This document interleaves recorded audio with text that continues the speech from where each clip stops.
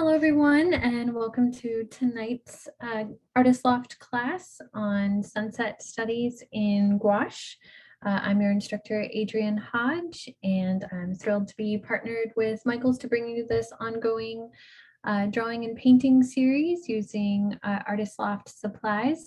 Tonight, we will be going rogue just a tiny bit because the supply that we're using, the Artist Loft Gouache, is actually going to be discontinued and no longer available. You might still be able to get it. I think I've even seen there's a nice sale right now, buy one, get one half off. So if you want to, scoop up some Artist Loft Gouache where it's still available, you can at Michaels. But we're going to be using another brand, or I'm going to be using another brand tonight for my demo that you can purchase at Artist Loft or at Michaels, and it is the Savoir-Faire brand.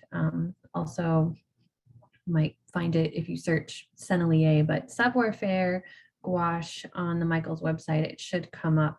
And there's a set of 10 of that gouache. And if you've never used gouache before, it says it actually right on the Savoir-Faire brand, instead of saying, well, it says gouache, but then it says opaque watercolor on top of that. And that is a perfect description of what gouache is. It's an opaque watercolor. So opacity refers to the ability to see through something. So something is either transparent, you can see through it, or it's opaque, you cannot see through it. And watercolor, if you've done a lot of watercolor, you know that it is pretty transparent. And gouache can also be transparent if we water it down, but it can also be opaque if we use it very direct. And if you've been following me for a long time and look at my work on Instagram, I do a lot of work primarily with ink, specifically calligraphy ink is my main medium of choice. And gouache, I always joke, was my gateway drug to, maybe I shouldn't say that, but I've already said it and now it's on YouTube. But I've always jokingly said that because when I was using gouache, I had, done a lot of stuff with pen and ink, and then I discovered liquid ink and was like, oh, it's, so if you've got a spectrum, is the way I like to explain it to people, is you have a spectrum with ink on one hand and watercolor on the other. Gouache is going to be right there in the middle. It's a little, it's got properties of both ink and watercolor. So it's very cool. It has a different sort of texture and thickness, and then you can water it down. So it's very diverse and fun to use. And we're going to get into it tonight using some sunset reference photos. And this is a two-part class. So if you only signed up for part one, our lovely moderator Deja can drop the link to part two of the class that's happening the same time next week at 6 p.m. And you can go ahead and register for that one now while I'm talking about supplies, so you don't forget if you haven't already. So you can be sure to tune in for part two.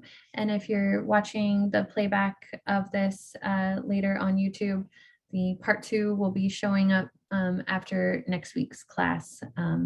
They're usually posted the next day on YouTube, and they're also posted on the Michaels website under Fine Art. They're archived, all the classes are archived there as well. Okay, I'm going to go ahead and switch to my tabletop view and review supplies. And if you missed it before, make sure to tag your work with those hashtags, Make It With Michaels and Michaels Classes. You can follow me on Instagram at Adrienne Hodge Art. I'm also on Facebook, Adrienne Hodge Fine Art. So you can check me out there. And these are my two business cards I'm always flashing with. Two of my most popular paintings done with calligraphy ink, like I mentioned. Okay, so we've got a lot of supplies for this class. First of all, we've got the gouache, which I already mentioned. So you can either use the the Artist Loft if you've got it, or if you're, still needing to get some gouache. Maybe you might like to get the Savoir Faire brand from Michael's instead. That's what I'm going to be using tonight. You're going to want a plastic palette. This isn't the exact type of plastic palette that I linked the Artist Loft one. This one has deeper wells. I've apparently don't have any of that kind here. I also have a studio space where sometimes my supplies migrate to. But if you don't have a palette at all and you want to improvise, I really like using just little ceramic dishes. Especially one cool thing about gouache is that it can be reconstituted. So it's not going to, when it dries up, it's not like, you don't have to throw it away. You can save it and you can add water to it and it will go right back to being gouache. So that's why I like saving it in, on little ceramic dishes, because it seems to, I think, last a little longer. But that could also be that that's what I do with inks. And so I just naturally gravitate towards that with gouache as well. I've got a 10-piece set of watercolor paintbrushes from Artist Loft here. Although there's another thing that found its way to my studio space, and that was my fine liner brush in that set. So I pulled the Artist Loft #2 paintbrush out of the acrylic set that I had. So this is still an Artist Loft paintbrush, and it's very similar to the liner brush that comes in the watercolor set.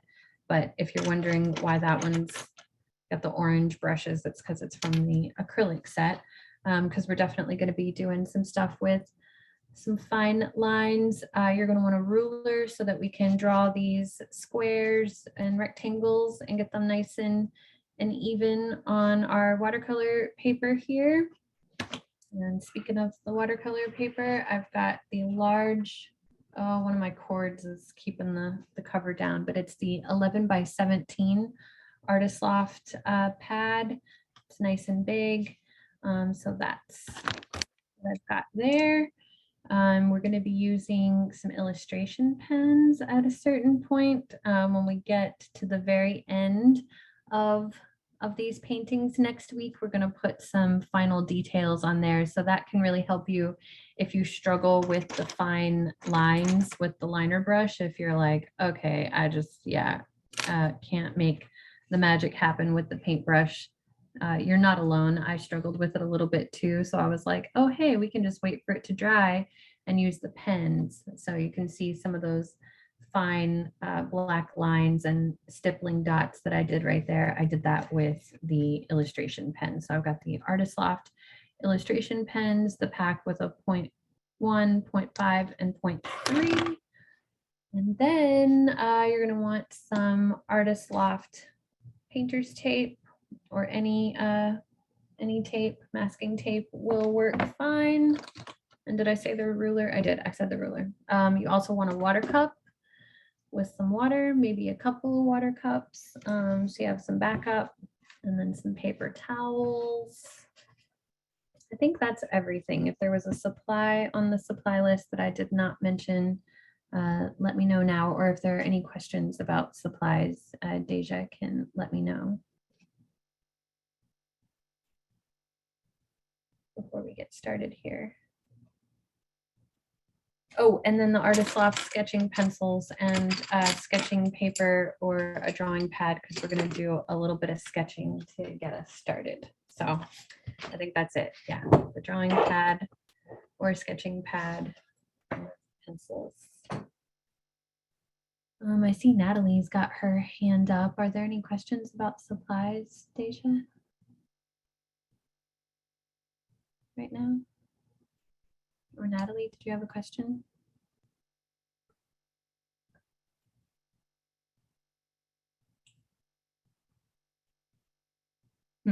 Okay, well, I'm not sure. I try to keep the chat closed because sometimes there's lots of conversation in there that can be very distracting. So I guess Deja will let me know if there's anything super pressing about supplies.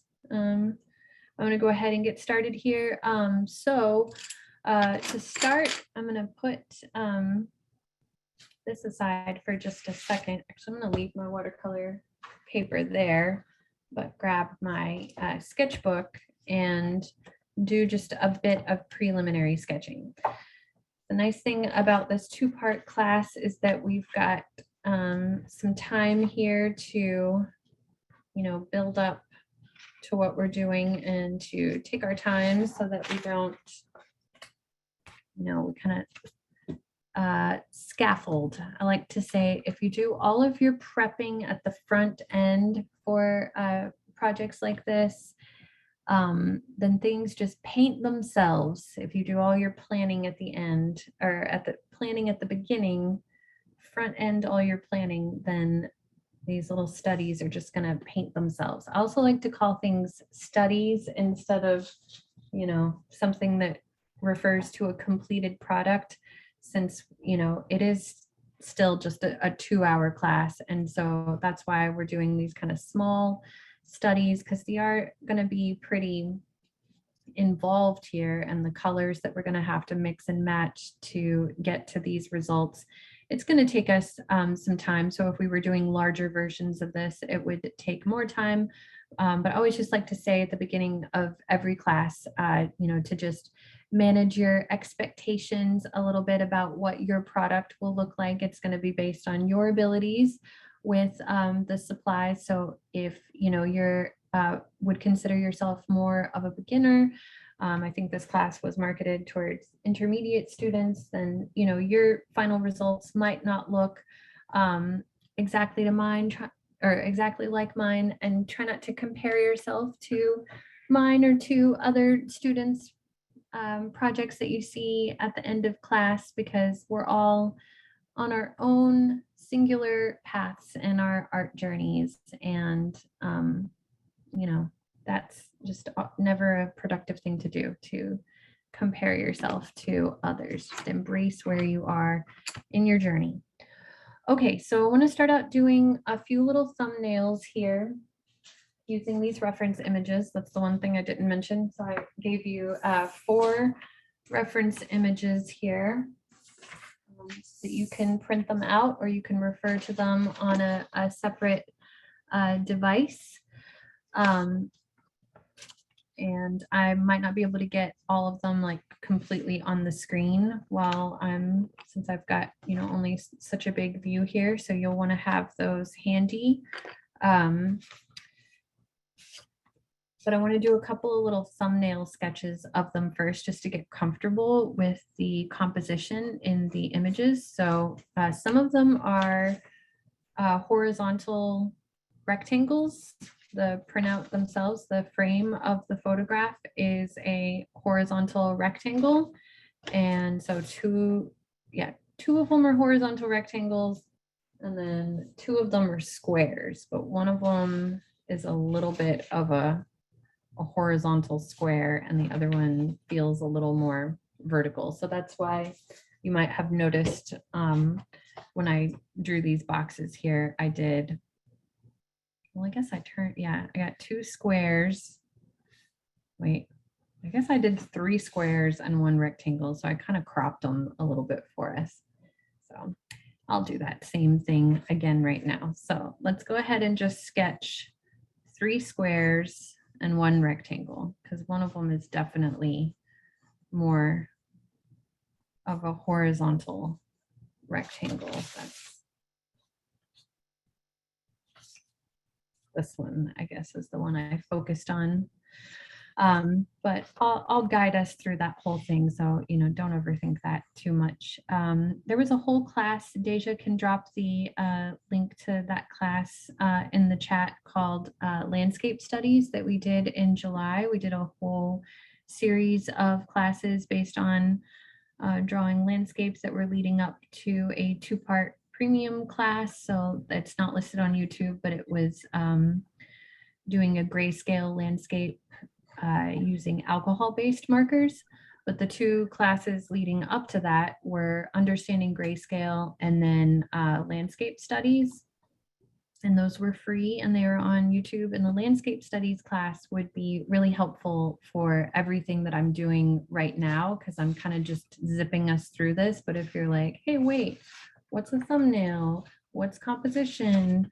Why are you doing it like that? That landscape studies class can really help guide you through that. But for the sake of time, I'm just going to have us follow along with me with these examples right now. So a thumbnail is a small sketch to just get comfortable with an image and the composition that you're working with.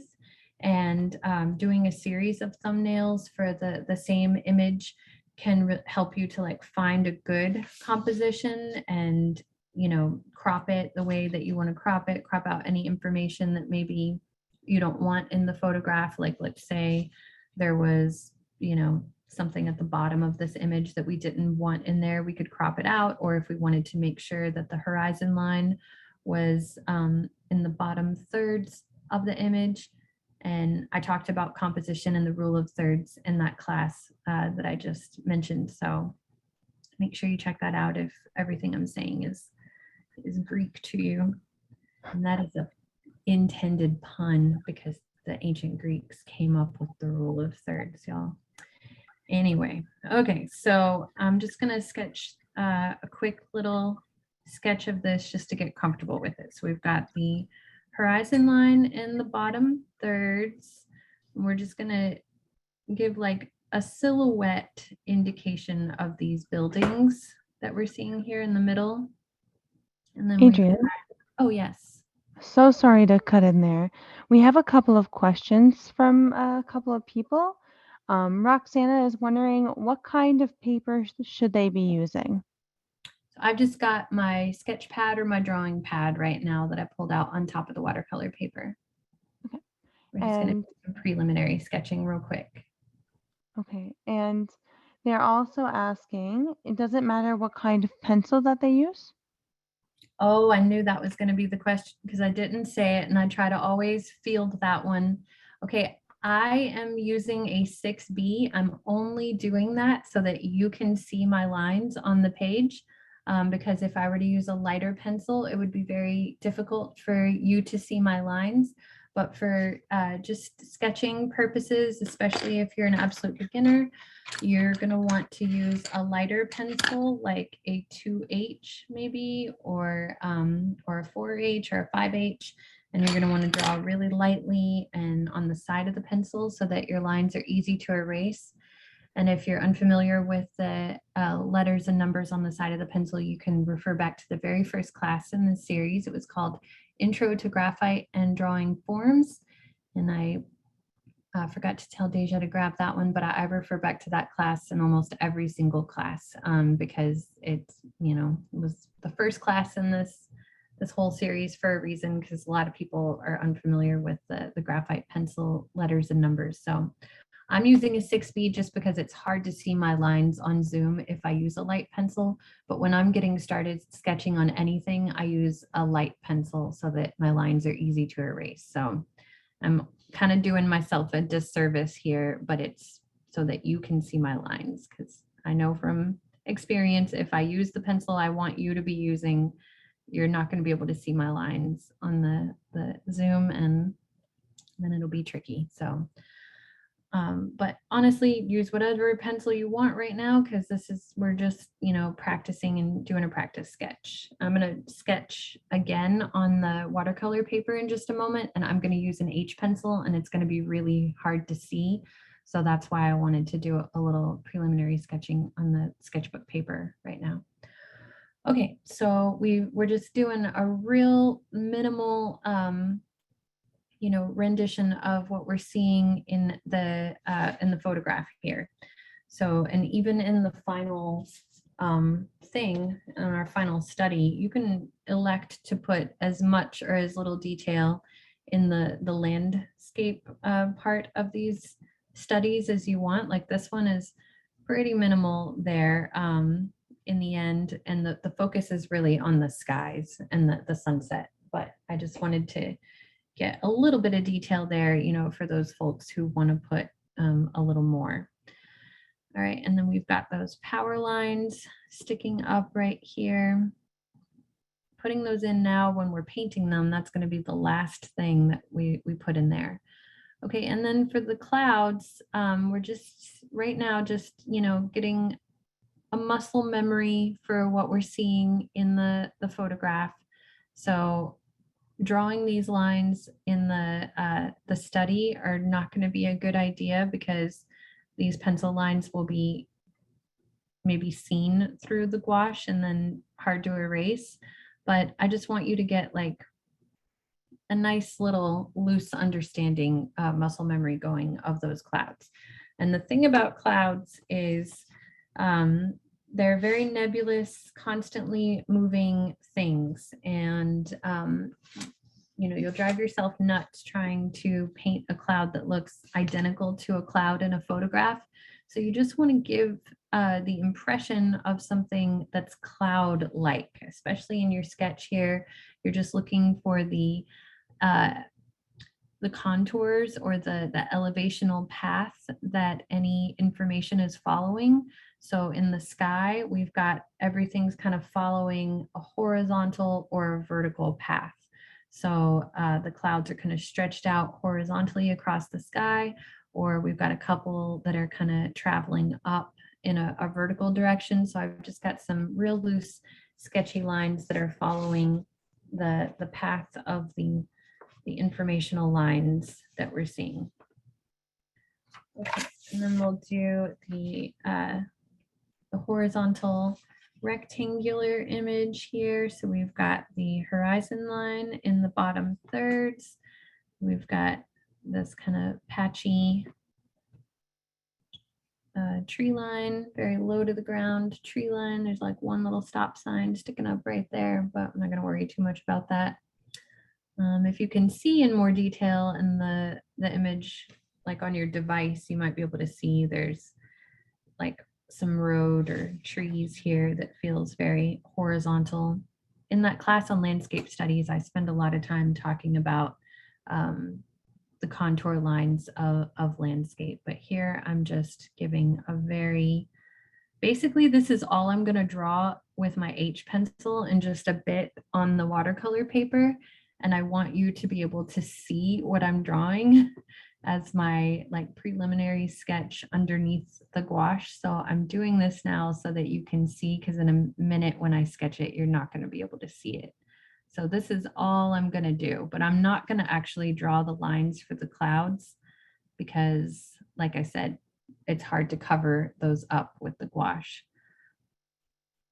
So I'm just going to give an indication of the information on the ground and the silhouettes and some of the things that I'm seeing on the ground. And then I'm just, you know, if you want to go ahead and sketch in this preliminary stage, the clouds, just to get a little muscle memory going, that's the purpose of this sketch.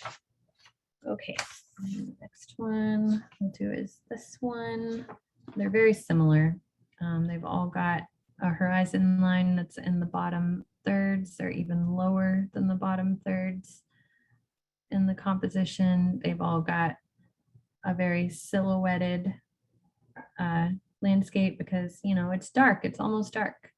Okay, this one's got the most, I don't know, it's a toss-up which ones are the most dramatic clouds. I feel like these clouds are pretty dramatic though, because they're just almost like wings of a butterfly or something here. Very diagonal path going, spreading out in opposite directions here. Okay, and then the last one. Forgot to tell my mom I was doing this. This is a view from my mom's deck at her house that overlooks a lake, a little corner of a lake. So we've got the horizon line, and then this one has this little triangle shape for the reflection of the lake there. And then this one has, this is the wild card because it's got the trees coming into it. So with these trees, we won't want to draw the like every leaf on this tree. We want to look for kind of the overall mass or shape of the tree that we're seeing, kind of do this little jagged line coming into the frame. You could maybe do like a few little circles or little stippling dots even, to get a little bit of detail going there, but you'll drive yourself nuts trying to draw every leaf on a tree, and especially that's not how our eyes perceive them as a distance. And we're trying to create the optical illusion of a tree. Having that kind of overall shape or mass of the tree is going to be much more effective. And I had a whole class on drawing trees from last August. It's been a year now since we did that one. You can find that one on YouTube. It's Artist Loft. Value studies, trees, those keywords should pull it up. And these clouds are probably the least dynamic, even though the shape of them anyway. We're just going to look for some horizontal lines here for these clouds. Okay, so oh yes. Sorry to cut in again. We have a couple people asking for you to number the pictures so that they don't get lost. Oh, okay. Let's see, I'll go in the order that I started with. Well, I'll go from left to right. So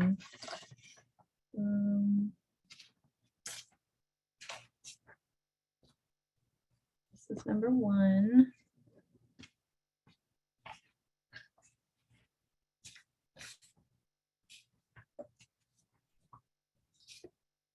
This is number 2. I'm glad someone asked that because I actually did that when I was setting this up, and then I think I erased it to take my like product photo. And then this one is number 3.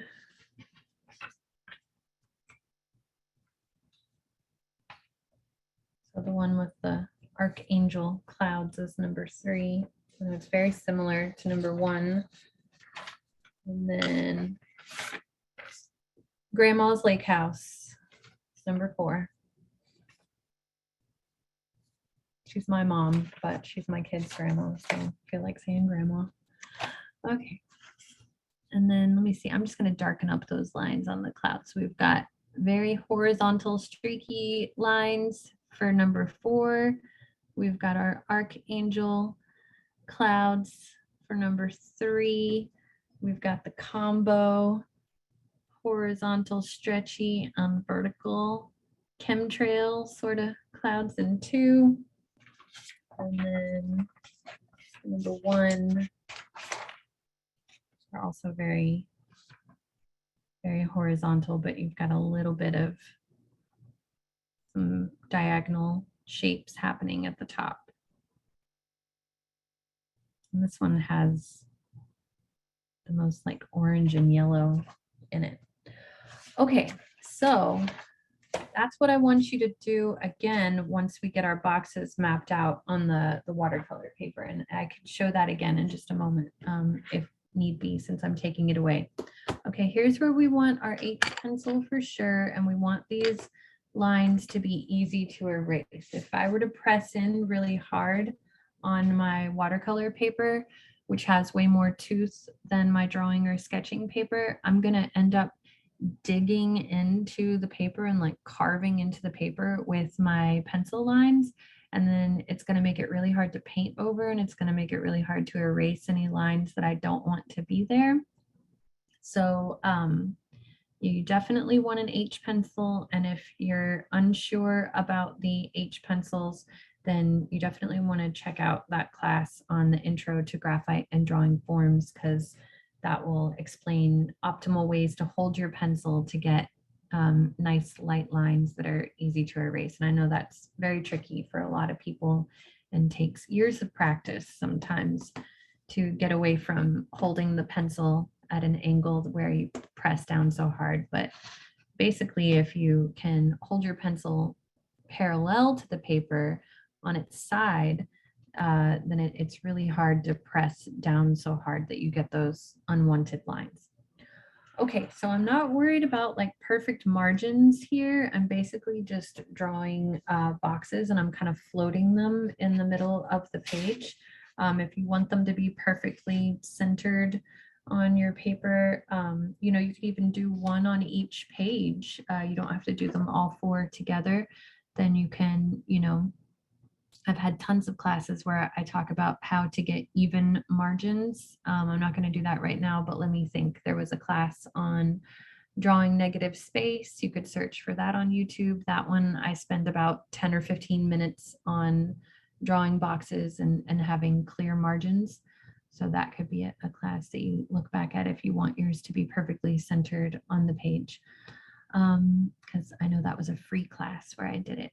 Okay, but I've done it in several premium classes as well. Alrighty, so this one, I'm just measuring to see how I drew the boxes. I did 4 by 3 by 4.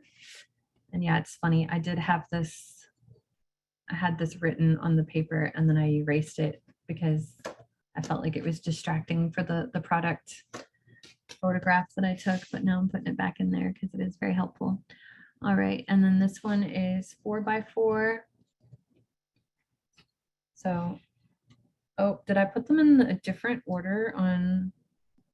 Oh, y'all bear with me. Hang on. I'm in a different order just now. They really don't have to be in the same order, you guys. But let's see. The one that is number 1. So number 1 is 3 by 4. That's what I did. You could choose to do a different size box if you're doing it on a full page. Okay, and then number 2 is 4 by 4. I think all the rest I did 4 by 4. Yeah, I did. The rest of them are 4 by 4. All right, so see, I didn't make it too complicated, but I did put them in a different order here. I did 1, 2,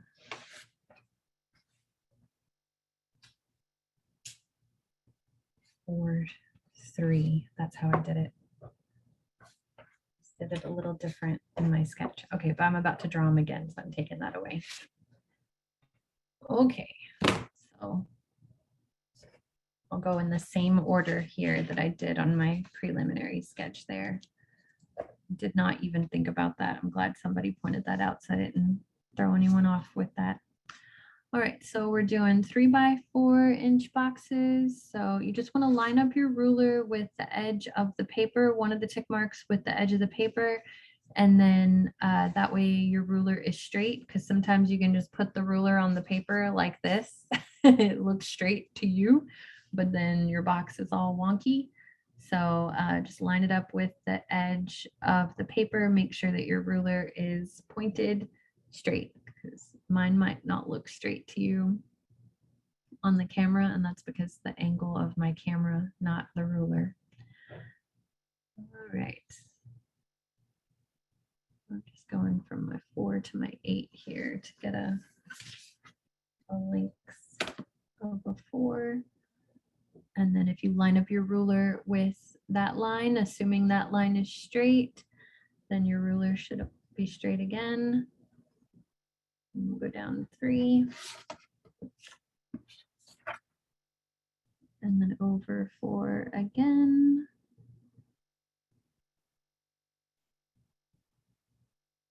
And this is where drawing nice and light is important, because if your ruler lines are wonky, then you want to be able to erase those lines. Remember, I was teaching a class years ago to adults, and a woman got upset with me for not telling her to make sure her ruler was straight. I was like, all right, cool. Do we really need to be upset about that? Takes all kinds, y'all. All right. Make sure your ruler's straight or else it won't make a straight line. Or no, she got mad at me because I didn't tell her to draw lightly so that she could erase her lines in case her ruler wasn't straight.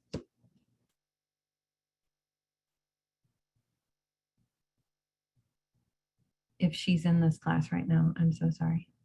So sorry I didn't tell you to draw lightly.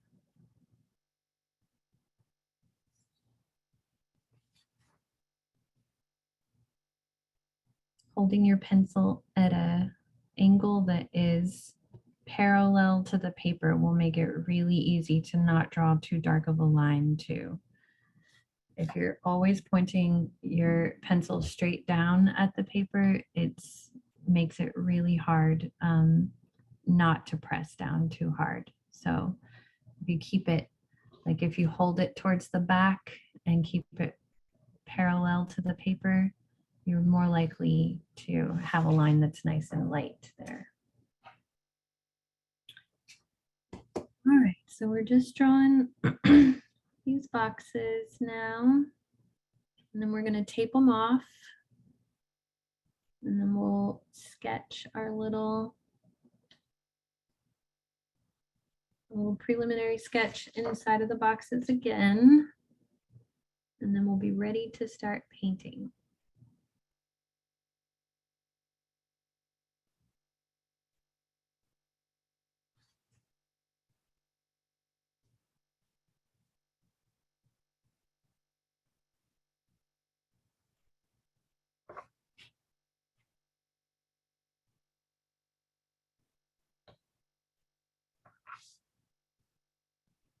And I'm not lining these up in any sort of way. I'm making them kind of wonky. I don't subscribe to perfectionism when it comes to layouts like this, because especially since we're just thinking of these as studies, really the only reason for the ruler is because I wanted to tape them off.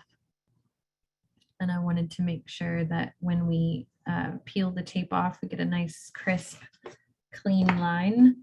And the easiest way to, make sure that happens is to start with some nice, clean, straight lines.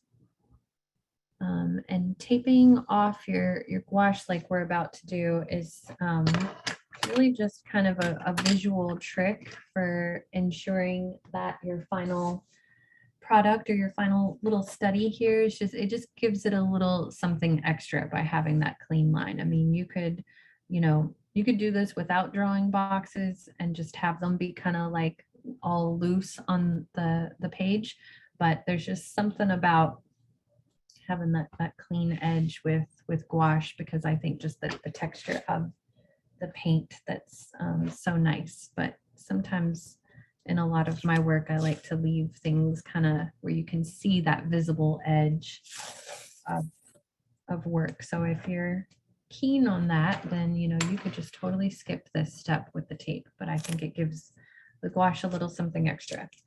Kind of elevates what we're doing here. Okay, so we're just taping off at the edge of all of our squares now. And if you lined up any of them, maybe you could get one piece of tape to go all the way across a couple of the boxes. I can do that with these top two here. But otherwise you can just, put 4 separate pieces of tape. And you want to get it nice and pressed down. We're not going to peel this up again until we're done painting. Oh, look at that. I lined them up so that I can do my tape down the side there too. Wasn't even trying to do that.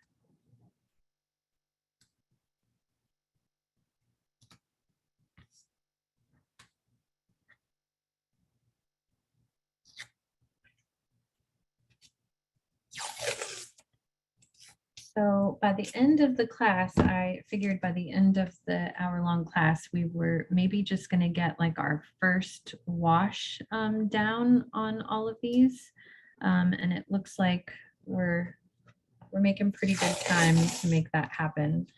So I realize we're 40 minutes in here, but I wanted to make sure that we talked a little bit about drawing these to get us started, get everybody comfortable with the compositions, and then yeah, getting this layout going with the tape and everything is very time consuming, but like I said, it's going to elevate our studies here when we do our final reveal and have the clean lines.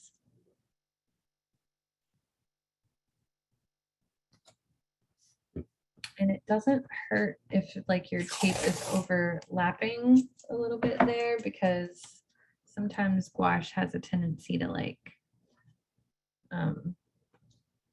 especially when we've got it really watery, it can get underneath the tape a little bit. So that's why we want to press it down nice and even.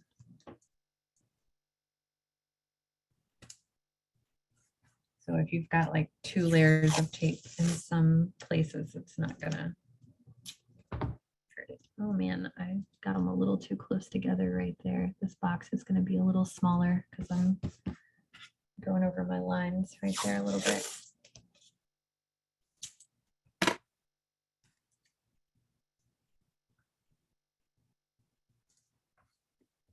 I thought about doing this ahead of time so that I could be like a cooking show and just switch over to my paper that's already taped, but you guys are doing it right now too. So we'll probably all get there at the same time.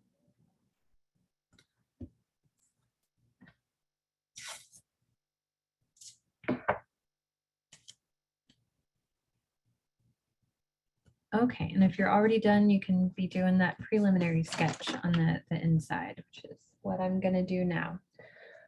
Okay, so you're not gonna be able to see my lines, like I said, but I'm just gonna sketch something very similar to this, except I'm not gonna sketch the clouds. So I'm just gonna do my horizon line. I don't know, maybe you can see my lines. It's so tricky with the zoom. I can see it right now on my screen, but then it's when I used to, months ago, I would just sketch with an H pencil. And then later I'd watch the playback on YouTube and I'd be like, oh dear, you really can't see my lines. So that's why I started just always using a heavier pencil than what I want students to be using. And if you want to sketch the clouds in there, if you feel like you need a little bit of the sketch of the clouds, go ahead, but just, you know, keep in mind that when we paint over them, it's going to make it hard to see, especially like this moment right here with the sun. You know, you can sketch it in, but then that graphite is going to get in there and like make your yellow and your white kind of yucky. It's not going to be like a pure white or the transparent colors, especially like the yellow has a tendency to be a little more transparent. So I think it's better to just leave the sketch out of the clouds. But sometimes I put it in there and then you just have to erase it before you start putting the paint on too thick.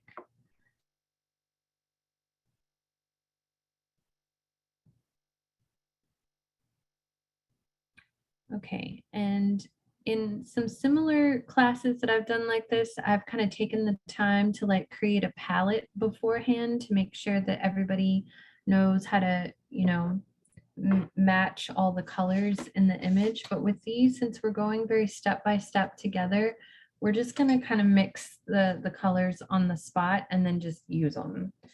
Just because I'm afraid if I do that, we'll run out of time. But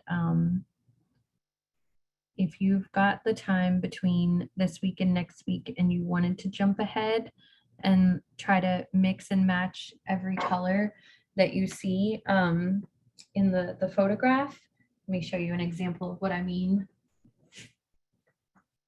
That can be a really helpful way, another way to kind of front end all of your hard work.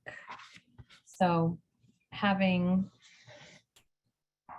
every color mixed and matched beforehand. This is a gouache painting, by the way. That way you can, know how to get to those colors ahead of time. We're going to be mixing them together, but that can also be just a fun thing to do kind of off to the side of your study, and it gives it a fun little aesthetic. I'm a big fan of like works in progress and sketchbooks and behind the scenes stuff. So I think that makes it look kind of cool to have those little palette colors mixed off to the side on the page. And we've done a lot of that in previous classes as well. All right, I think we're ready to get started mixing up some of our washes. Any, for our first layers here, any questions about anything up till this point?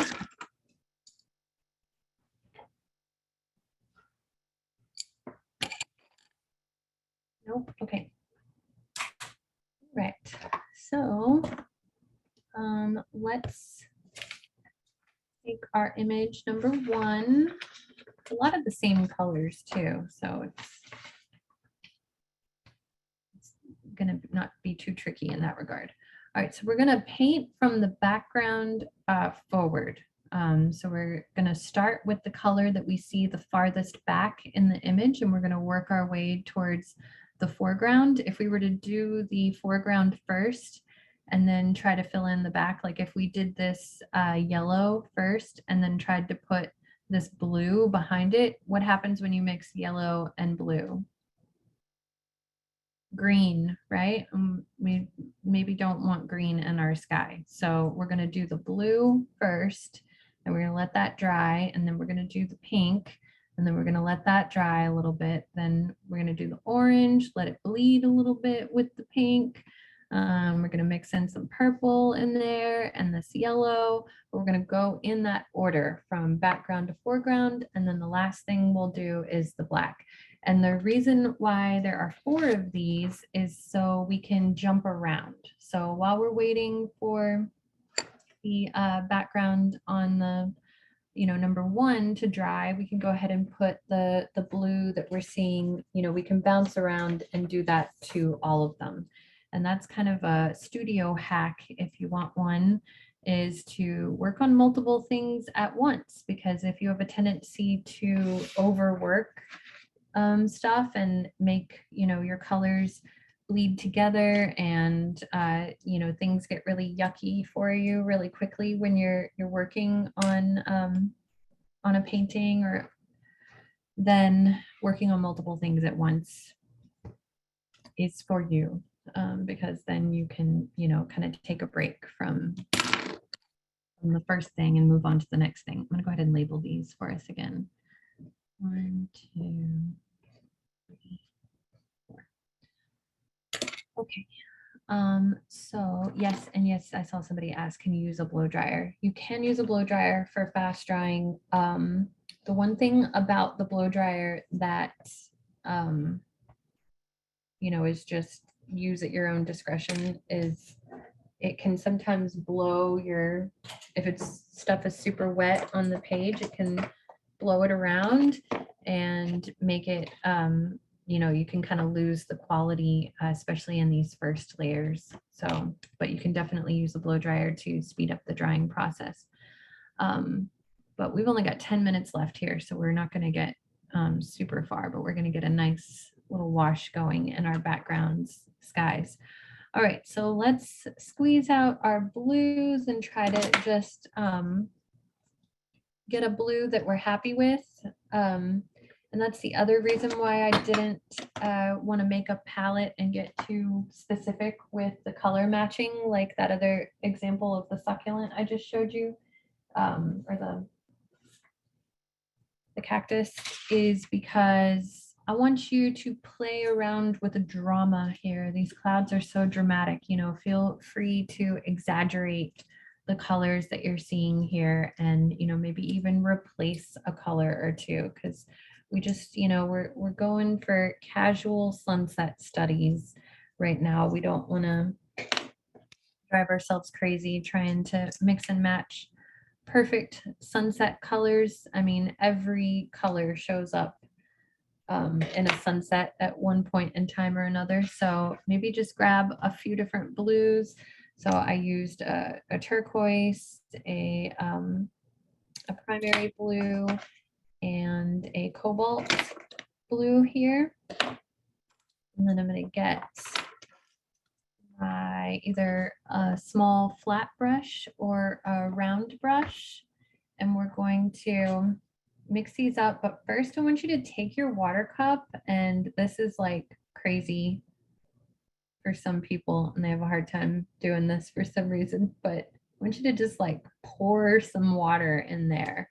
We're going to really water it down, because for our washes, like a wash implies that it's like really watery, right? And this gouache can be used direct, or it can be it can be really thick like ink, or we can really water it down and make it like watercolor. And so for the washes, to build up our first layers here, having just a real watery puddle is what you want. So we're being real loosey-goosey. So just mix up some of those blues. See which one of those blues you like the best for your background sky, because we've got some blue sky in the back of all of these. And if you're digging more of a turquoise blue, or maybe if you want to mix like your primary and your turquoise together, or maybe, if you've got an ultramarine blue, maybe, mix a couple of them together and see. I kind of want like a grayish blue. I'm gonna just put all three of these together and see what happens. That looks good.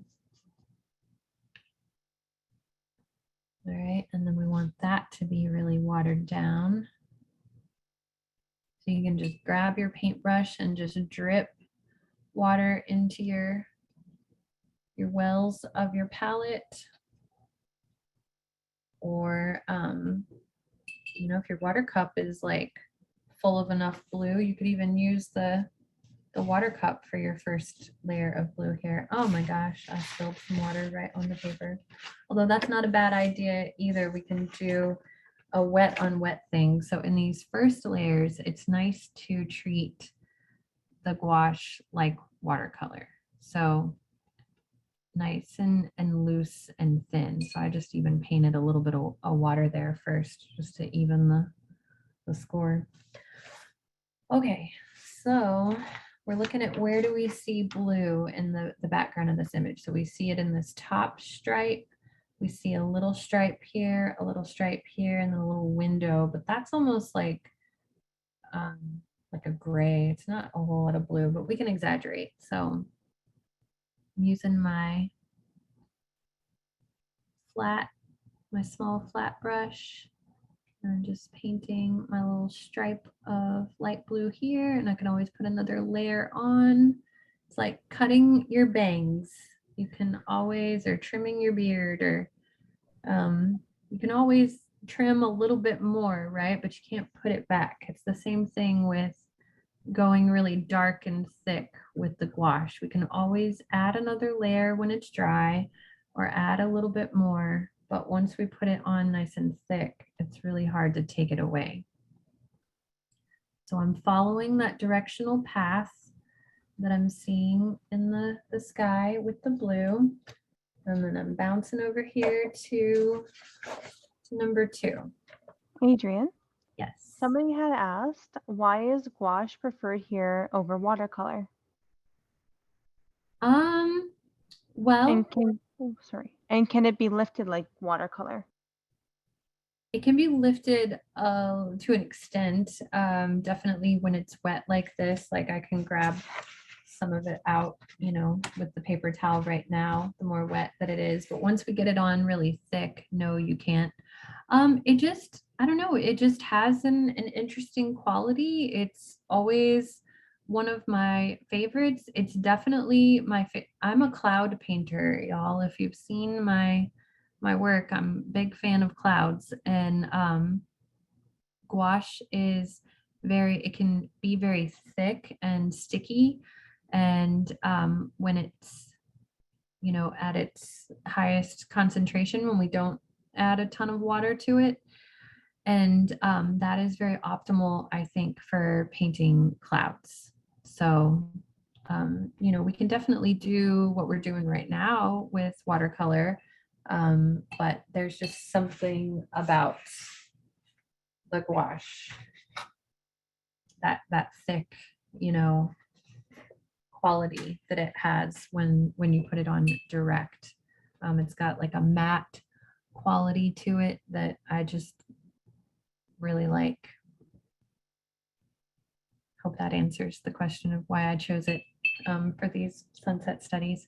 All right, for this blue, I'm gonna really thin it out as I get towards the bottom of the sky in image number 2, because it's gonna fade to that yellow at the bottom of the sky. And then we've got the, you know, that really glowy sun happen there. I'm gonna show you how to do that, you know, definitely in next week's class, because we're not going to get to that here because we've only got 3 minutes left. All right, let me jump to number 3. So we've just got kind of like a window of blue here on either side.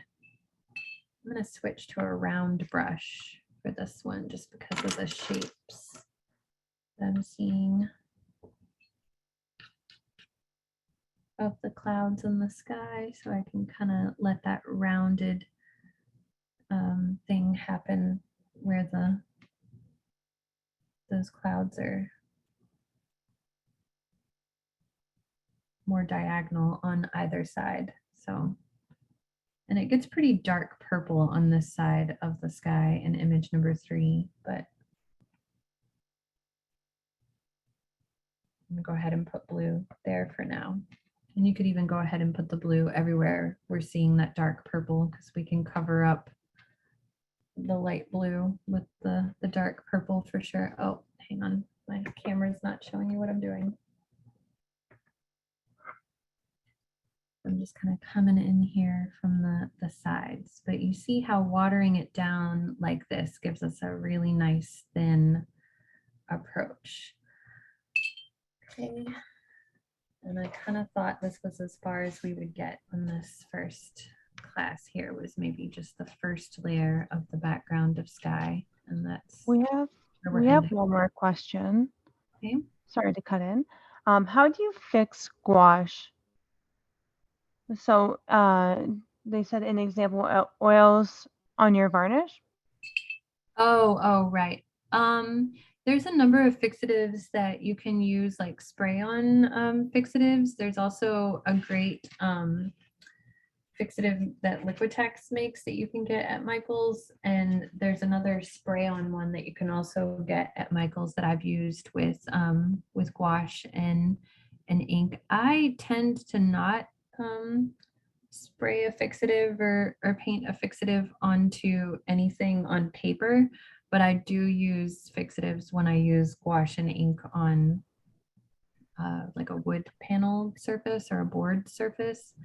So,